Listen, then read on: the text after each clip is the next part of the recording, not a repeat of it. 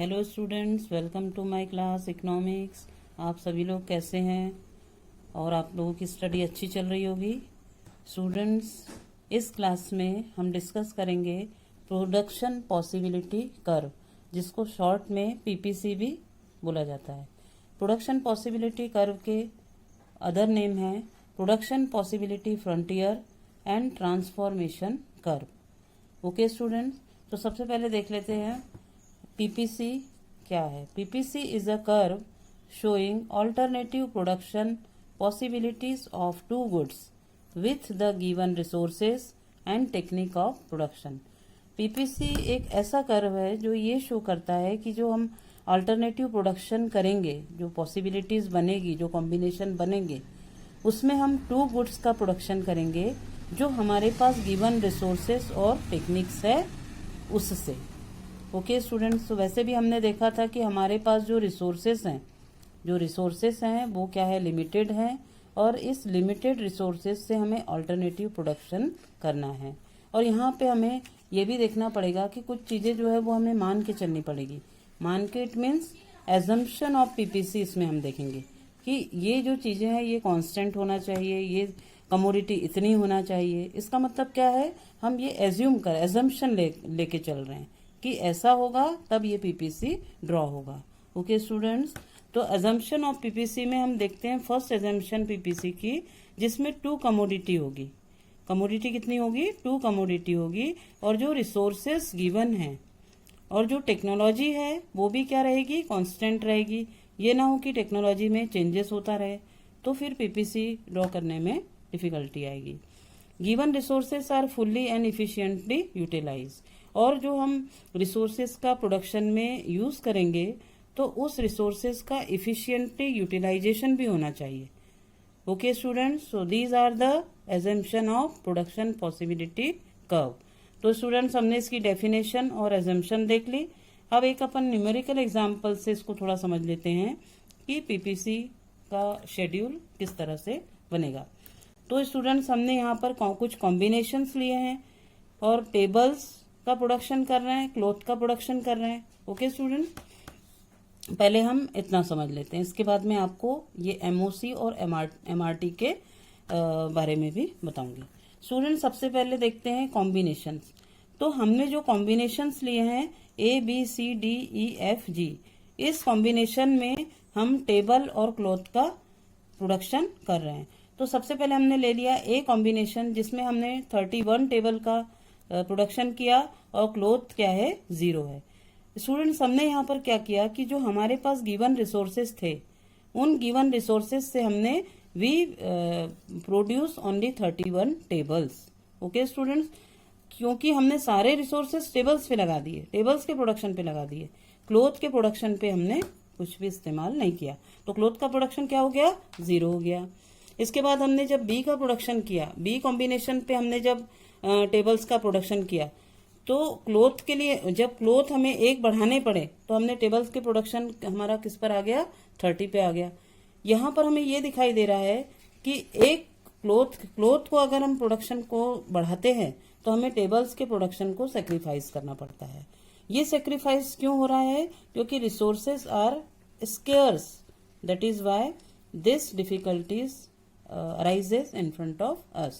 Okay students, so if we see in all the combination that same conditions are looking here, 30, 28, 25, 21, 16, here tables are sacrificing and clothes are increasing here.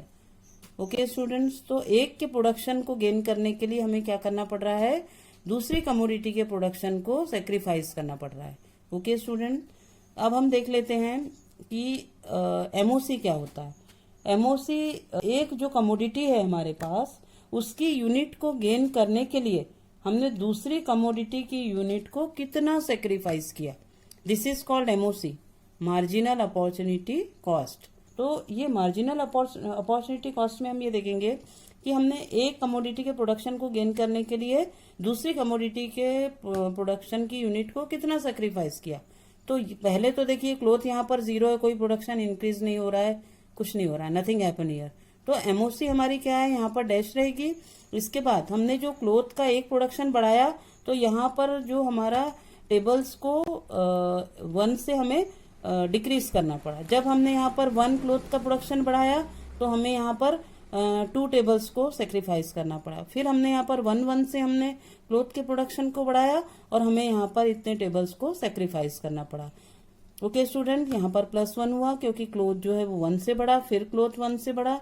यहाँ पर हमने sacrificing ratio इस तरह से हमारा बढ़ता गया। क्लोथ का जो इंक्रीजिंग रेट है वो 1 ही होगा।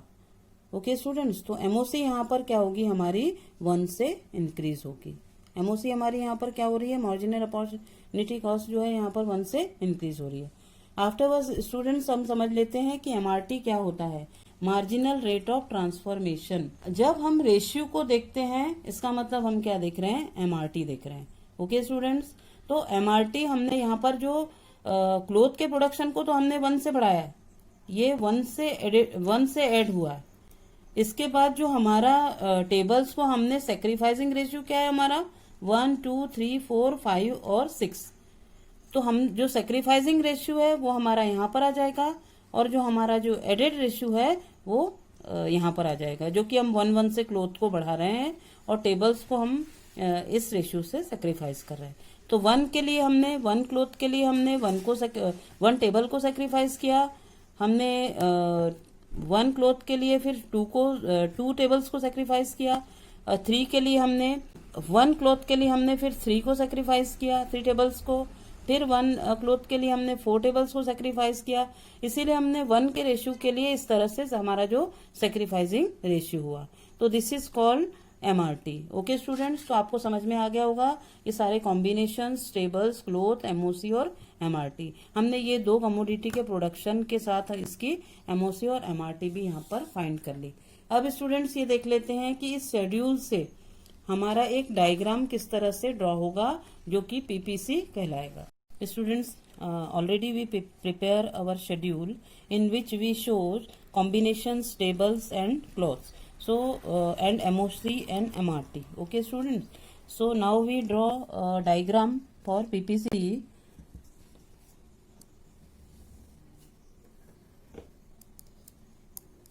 This is our x-axis and this is our y-axis. Students, यहाँ पर हम क्लोथ शो कर देते हैं, यहाँ पर हम टेबल शो कर देते हैं।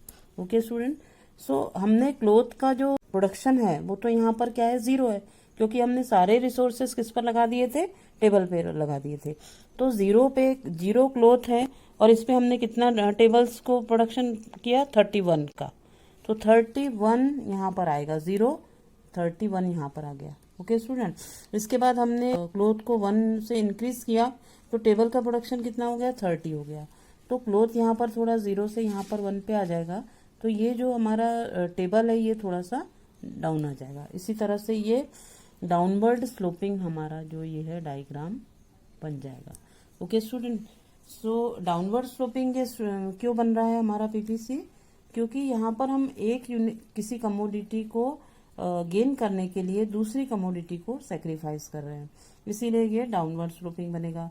और डाउनवर्ड स्लोपिंग ये किसकी वजह से बनता है, एमआरटी के कारण, मार्जिनल रेट ऑफ ट्रांसफॉर्मेशन के कारण ये पीपीसी जो है वो डाउनवर्ड स्लोपिंग बनता है, downward sloping due to MRT.